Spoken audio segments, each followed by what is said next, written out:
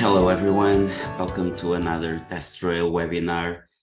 Today we are going to talk about what Agile testing is not. So what we are going to do is to put on a slightly different spin on the subject of Agile testing so that the principles hopefully become more clear for everyone. And let's start. Agile testing is not a phase of the software development lifecycle. And what do I mean by this?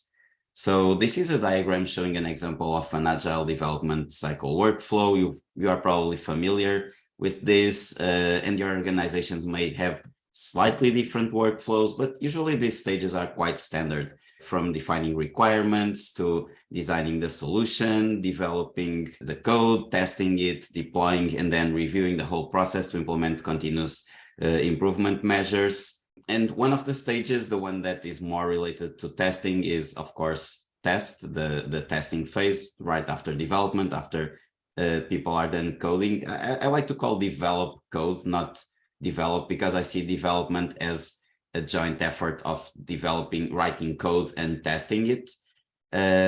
So yeah, that stage is usually when developers are done coding and testers can get their hands on the system to try to break it during the test phase.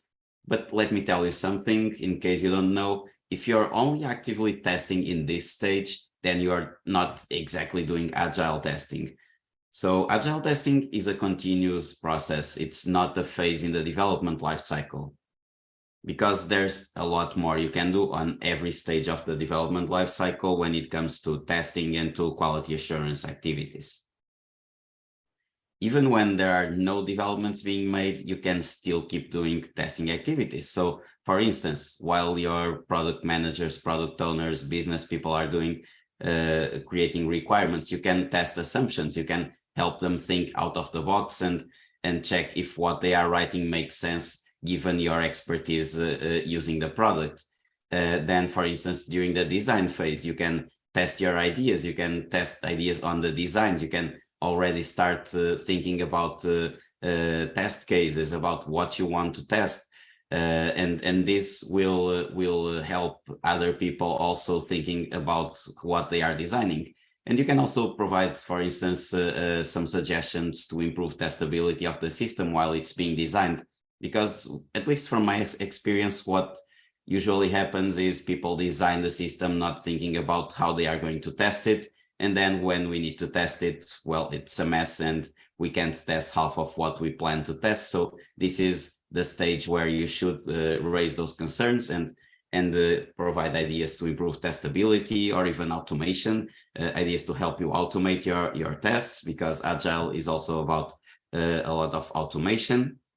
Then, for instance, on the development stage, you can implement quality gates, things like the code must have at least a certain percentage of unit tests. It must pass some linting mechanism. There are some static code analysis that must run and must be up to a certain quality standard. So that's something you can also think about and push to your development team.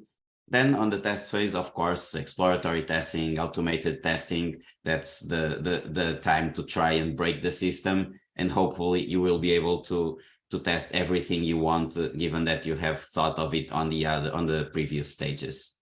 Then when you deploy the system, you can also monitor production. So you should have all your dashboards open and look at them at least through a couple of minutes or maybe hours, depending on your system, to see everything is running smoothly. You can also test production, actually going into production, checking some scenarios, and you can even see from your tests what it triggers on your monitoring tools. So you can do some negative tests, things that are going to fail, and you can see on the monitoring tools that, okay, I'm doing this and this is being reflected here, so everything is working as expected. There are quite a few ways to do this. And then the review stage, this is about continuous improvement. So you should think about how you improve your testing, how you improve your quality processes in this stage, and of course discuss with the team, have everyone involved in pitching in with ideas and things that need to be implemented to improve both testing and overall quality of the product. So yeah, all of this cycle should be a team effort. And how does this fit with continuous testing? They both go hand in hand. If you're doing a proper agile testing, you should probably implement some continuous testing approaches. And what we see here is a diagram in a flat mode. And when you are talking about continuous testing, sometimes you talk about shift left. So this is part of continuous testing. And this is about testing ideas and designs, identifying risks, automating tests on lower levels. So for instance, should have a lot. This is sort of like going according to the test pyramid. You should have more tests on the unit side, on the component side, because those are easier. You can do them early in time, and they help you identify problems sooner. All this leads to quick feedback. So shift left is about prevention and about quick feedback. And then you also have shift right. So you should test in production, you should monitor production, you should assess user behavior, see if what you are implementing goes according to your users' expectations. So things like A/B testing and checking user journeys are very important.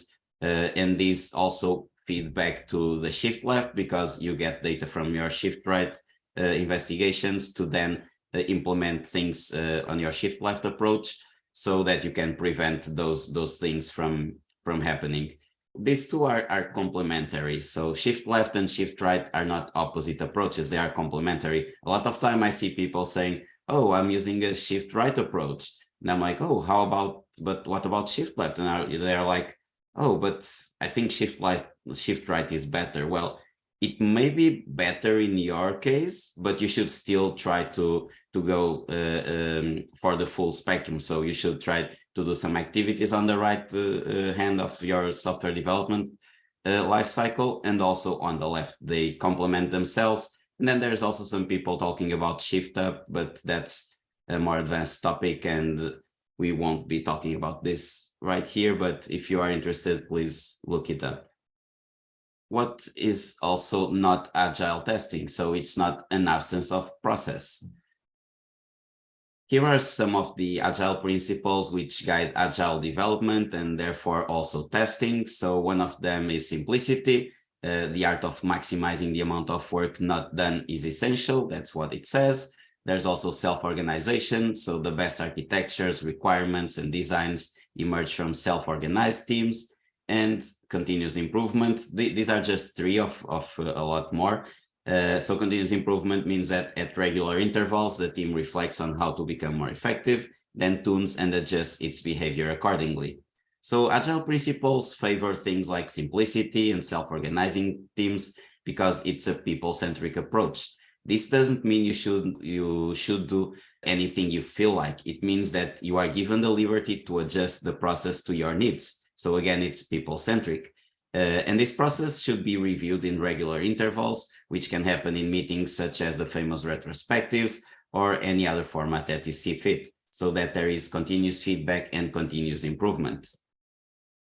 But you need to set an agile testing strategy, and there is a ton of things you need to think of, and you should set processes for all these things.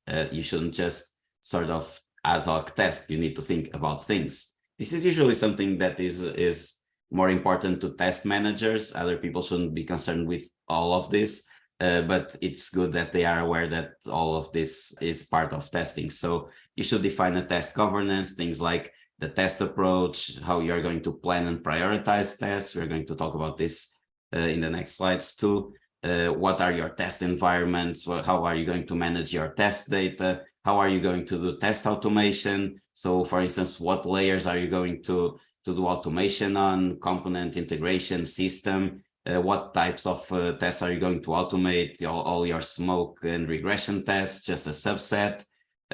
You should also do things like feasibility analysis, and you should know when you want to automate, who automates things, and how will these tests run? Are you going to do CI/CD, for instance? So these are things that you need to think about and have this as your process. Then there's also testability that goes hand in hand with test automation most times. Things like monitoring, reporting. So you should have things like metrics and KPIs in place. You should track them and you should act accordingly to then improve your testing. So this goes through the review process. And then also think about the tools you are going to use. There's also the Agile artifact, so you can try to inject quality into these artifacts, things like acceptance criteria.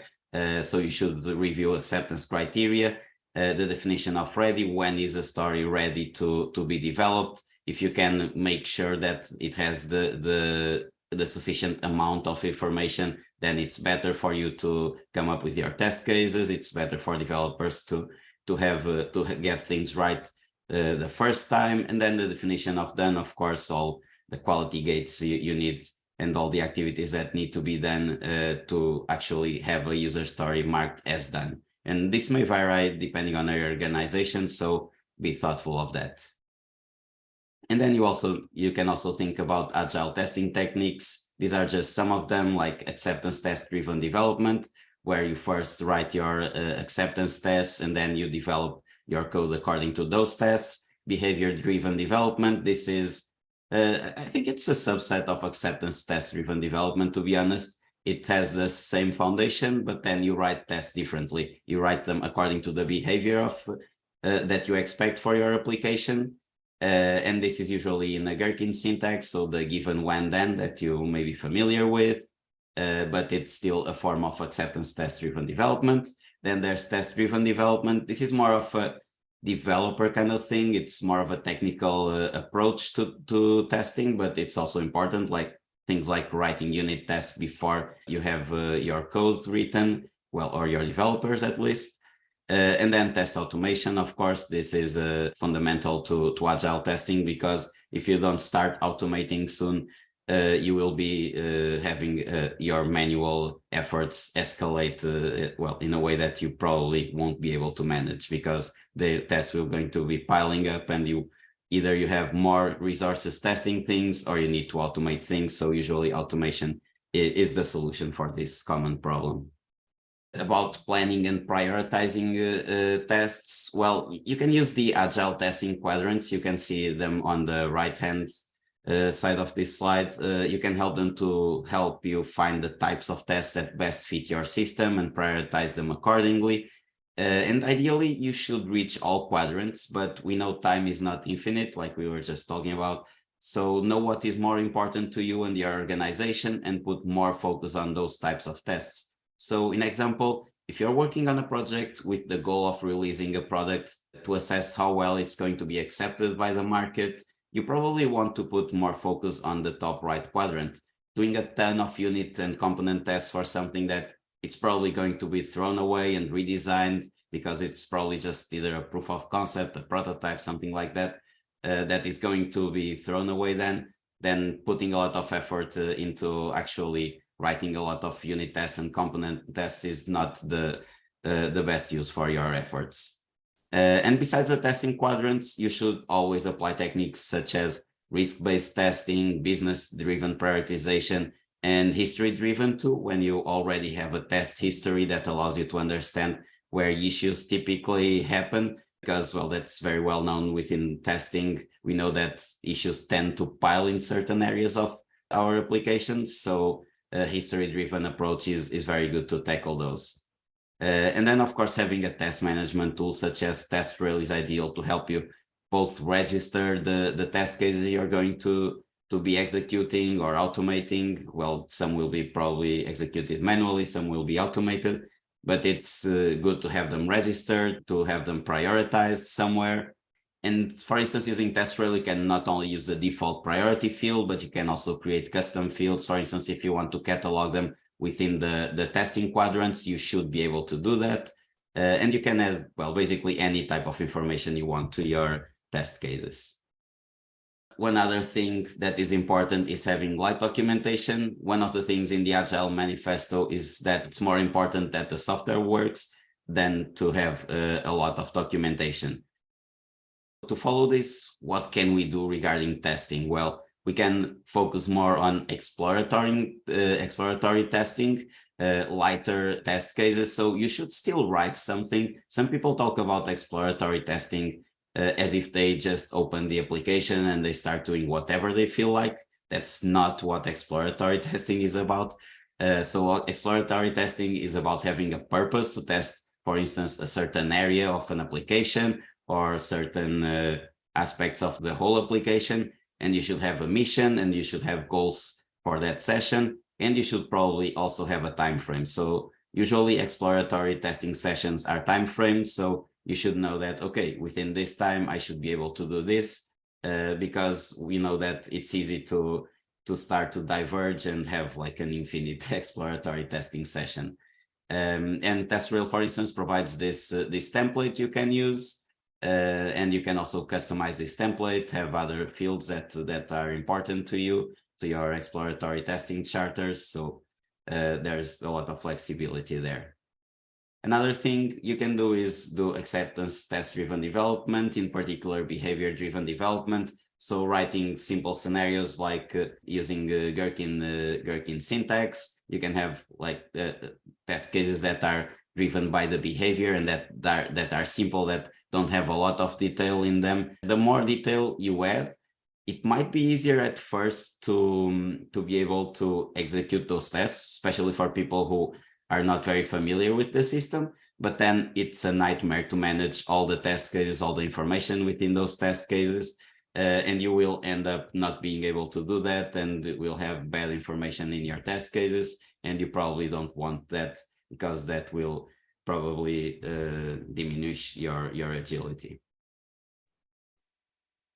Then agile testing is also not a solitary activity. And what does this mean? Well, agile preaches the whole team approach. So what one of the principles says is business people and developers must work together daily throughout the project, because this fosters communication and fosters an environment where everyone can contribute to everything. Agile advocates for cross-functional teams. So you may have a product owner, a developer, a tester, a designer. This depends again on your environment. And not just that, but when it comes to development, it also advocates for T-shaped roles. This means that anyone in the team should be able to perform any tasks. So, for instance, a developer should be able to also test and develop automated tests. But still, the tester role still prevails in most organizations. But who is the tester nowadays in these agile organizations? This is a little bit opinionated, but this is the trend I see, that the tester should put himself in the center of everything, absorbing knowledge from other roles, trying to break silos between roles, and teaching everyone to think about quality within all their activities, and basically to have a tester's mindset. So the tester can act as a testing coach, so helping the development think about things like testability, helping them actually know how to test a product, how you would test it, also provide good practices for automation, etc. It can also be a testing coach, doing all these best testing practices, teaching people how to test, what tools to use, etc. And then it can also be a process owner, sort of a quality assurance process owner, where you help define processes, put quality assurance practices in place, quality gates, etc. And a lot of times I see the tester also as almost a business analyst, because as a person who constantly interacts with the whole team as well as with the system, the tester usually gains a lot of business knowledge. And it makes him a key element when it comes to critically thinking about the product and helping identify potential issues, potential impacts anywhere in the product. But then this all boils down to the team being the responsible for the quality of the project, the whole team. Because especially since testers don't code, if developers aren't able to produce quality code, a quality product, even with all your testing efforts on point, you still won't have a quality product if you don't have the whole team thinking about quality matters.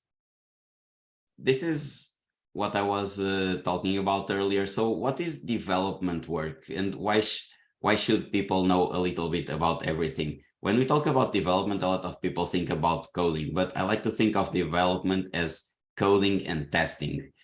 So if you just code, you haven't finished developing your product. You need to actually test it. So testing can come in the form of checking things. So these are those tests where you just go and check, okay, this checks out, this checks out. And then there's also exploring, and this is usually where you find the most issues. and where you can find more impacts on the system, identify risks, etc. It's more human-centric too, because you're going to think like the end user at times. So this is what development should be. So it's a team effort again. What makes a good Agile tester? What are the traits of a good Agile tester? Well, like I was mentioning, testers nowadays should, at least to work in an Agile environment, should have a T-shaped skill set. So you should have an analytic and critical mind.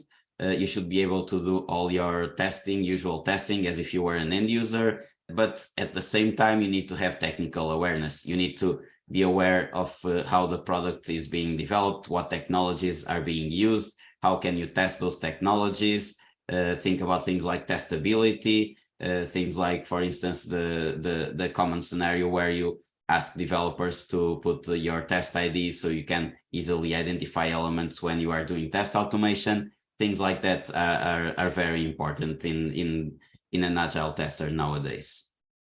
Then also more soft qualities like having good collaboration skills, coaching skills as well, organizational skills too, adaptability, because in Agile, everything changes very fast. So you must be adaptable. You must be proactive, because you must be the one that sort of steers the boat sometimes, who helps everyone, who talks to everyone.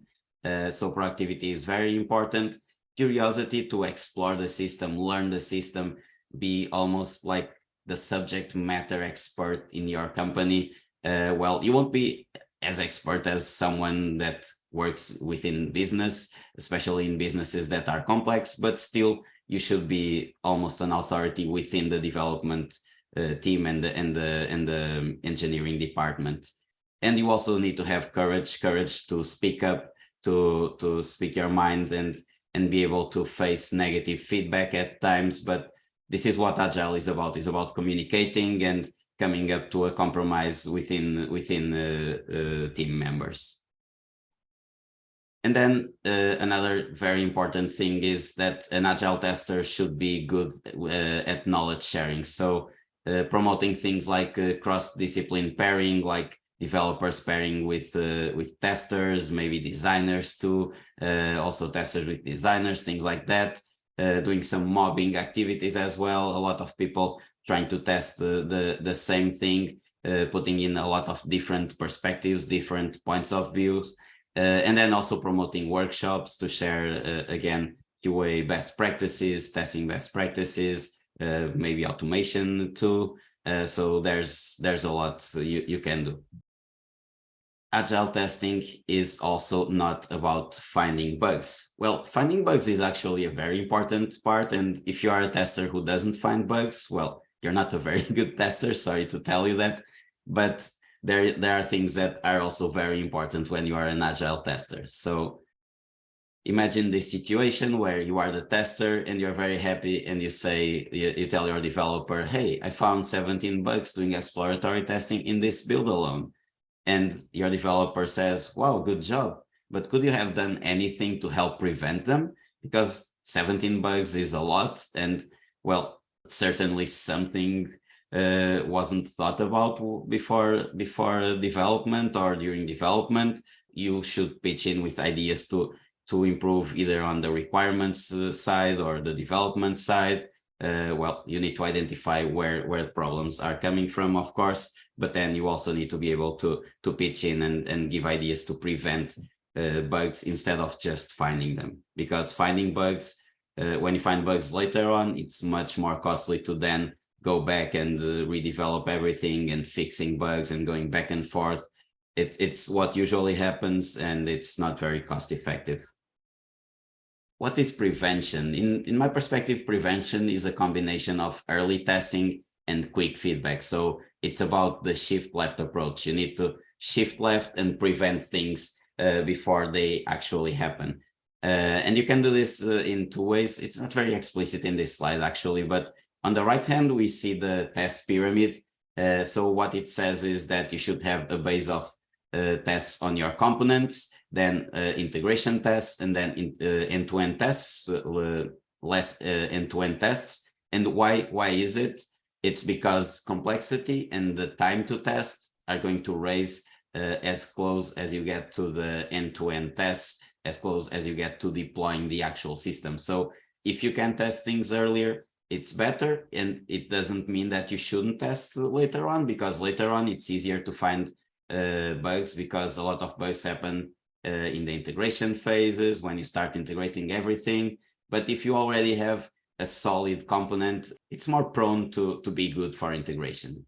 And this also applies to test automation. So aim to do more automation on the component side and not so much on the end-to-end side, because tests on the end-to-end side are a lot harder to manage. It's harder to manage test data, environments, etc. So aim for component tests first, and then have a couple of smoke tests on your end-to-end layer. This is usually what I've done in my career, and it works pretty well.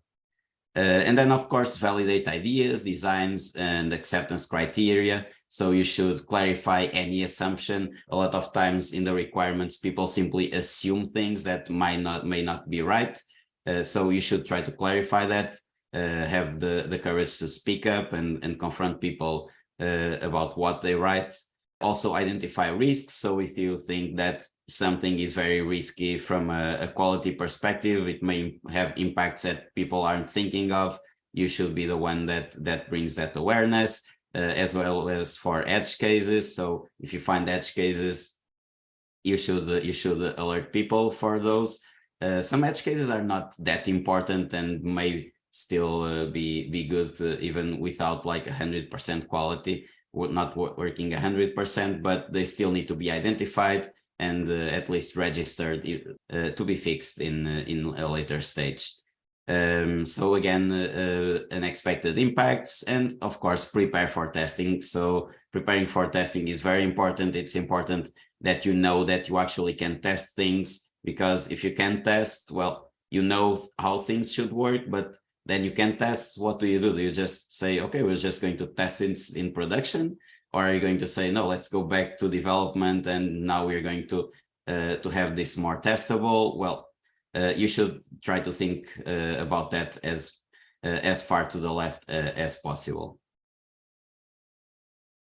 And then, of course, foster a quality mindset and a continuous improvement mindset. So try not to be the quality police, be the quality advocate instead, because no one likes the grumpy tester, that panda over there that gets to the development team and starts trashing them. No one likes the grumpy tester, always complaining about everything, bringing the team morale down as well. So be kind to the other team members and help them clearly understand what needs to be fixed.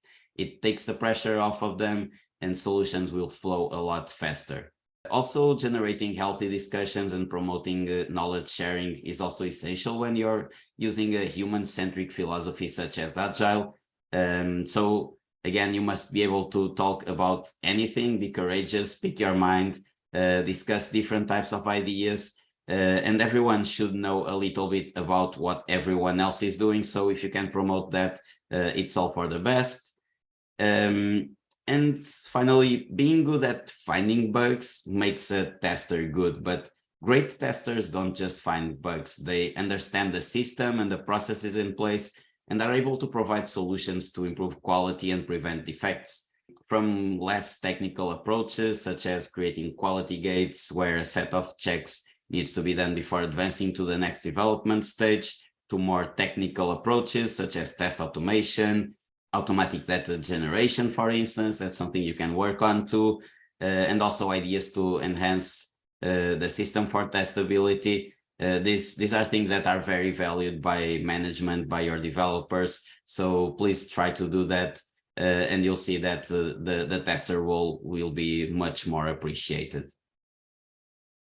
Finally, invest in quality, and you will see that agility will naturally increase. And we are wrapping up here. So some key takeaways from this presentation is that Agile testing is more than hands-on testing. So you should think about Agile testing at every stage, not just about actually trying to break the product and finding things. It's about prevention. It's also about providing info about product through fast feedback loops. So communicate a lot, try to have that fast feedback. So shift left, try to prevent things, try to alert for things as soon as possible. It's also about combined skill set. So we did talk about the T-shaped profile. So the T-shape doesn't mean that you should be an expert in everything. It means that you are an expert at one thing, but then you also know a little bit about everything else. So if everyone has this sort of skill set, the perspectives will merge into something a lot more meaningful, and you will be able to come up with products with a lot more quality. And yeah, try to learn the product along with the team. So if you become sort of a business expert, everything is easier to develop. It's easier to think about things, about impacts, etc. Identify what's important for customers. So this is more on the right hand side. So the shift left approach, try to analyze the behavior of the customers, see what's important for the customers, so that you can then feed your shift left approach with that information and create a meaningful product. And then bug prevention over detection, all we've been talking about, and all these points, they boil down to this, to trying to prevent things and trying to have as much information as possible, and having great communication and speaking up. Again, that's very important. If you need to know anything about TestRail, you can check our website, or you can check our documentation at the TestRail Support Center. We have a blog post on test case prioritization in case you need some ideas. And we have some YouTube videos on TestRail and Jira integration one-on-one, and also full traceability using TestRail and Jira. These were actually done by myself, so I can tell you that what they have is sort of a walkthrough of how to implement some agile practices in TestRail, how you can adapt TestRail and integrate it with things like your Jira sprints, your Jira epics, etc. So please take a look at those. And then also our GitHub repository with test automation integrations with TestRail. Test automation is crucial for Agile, so take a look at those. There are some examples with a lot of different frameworks, and also some CI/CD examples using a couple of CI/CD tools. And there's more of that also on our documentation. And yeah, this is it. I'm going to have to say goodbye for today. I hope you all enjoyed and that I provided some valuable intel for all of you and the organizations. And have a nice day, everyone.